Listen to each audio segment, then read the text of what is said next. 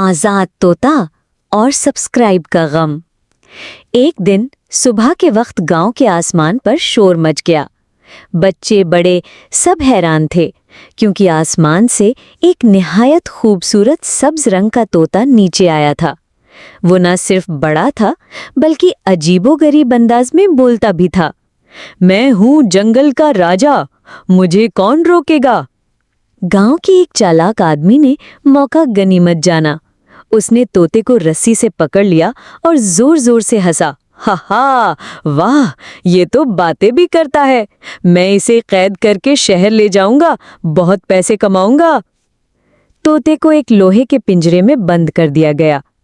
पहले तो वो चीखता रहा, मैं यूट्यूबर हूँ, मुझे आज़ादी दो, मेरी फैन फॉलोइंग है। मगर किसी ने ध्यान न दिया। तोता भूख से निढाल हो गया। पिंजरे में बैठा आंखों में आंसू लिए बस एक ही बात कहता, ये मेरे व्लॉग का आखिरी सीन था। चंद दिन बाद गांव में एक सुर्ख रंग का मुर्गा